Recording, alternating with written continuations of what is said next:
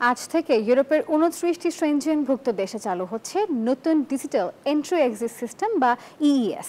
এই ব্যবস্থা চালু হলে পাসপোর্টে আর সিল দেওয়া হবে না, বরং ভ্রমণকারীর মুখের ছবি এবং আঙুলের ছাপ দিয়ে হবে প্রবেশ এবং প্রস্থান। ইউরোপীয় কর্তৃপক্ষ জানিয়েছে, নতুন এই ডিজিটাল পদ্ধতি চালুর মূল লক্ষ্যই হচ্ছে ভ্রমণকে সহজ এবং সীমান্ত নিরাপত্তা আরও জোরদার করা। বদলে যাচ্ছে ইউরোপীয় ইউনিয়নভুক্ত দেশগুলোতে প্রবেশ ও বেরোনোর পদ্ধতি। কার্যকর হচ্ছে নতুন বায়োমেট্রিক সীমান্ত চেকিং ব্যবস্থা।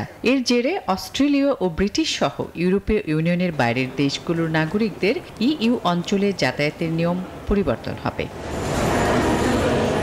নয়া এন্ট্রি এক্সিট সিস্টেম ইইএস অনুযায়ী প্রথমবার ইউরোপের 29টি সেনজেনভুক্ত দেশে প্রবেশ করা যে কাউকে তার পাসপোর্ট স্ক্যান করতে হবে, আঙুলের ছাপ ওদের স্বপ্ন পূরণে পাশে থাকতে পেরে আমরা গর্বিত।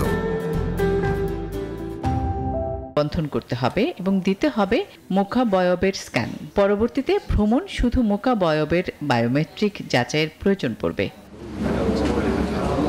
ইউরোপীয় কর্তৃপক্ষ বলছে, ভ্রমণ সহজ করা এবং সীমান্ত নিরাপত্তা জোরদার করাই তাদের লক্ষ্য। এই সিস্টেম জাল পরিচয় ব্যবহার রোধ, অপেক্ষার সময় কমানো এবং ভিসা বা থাকার মেয়াদ লঙ্ঘন নিয়ন্ত্রণ করবে বলেও আশাবাদী তারা। এই সিস্টেম শুধুমাত্র নন ইইউ নাগরিকদের জন্য প্রযোজ্য হবে। ইউরোপীয় ইউনিয়নের নাগরিক, স্থায়ী বাসিন্দা বা লং স্টে ভিসাধারীরা এর আওতায় বাইরে থাকবেন।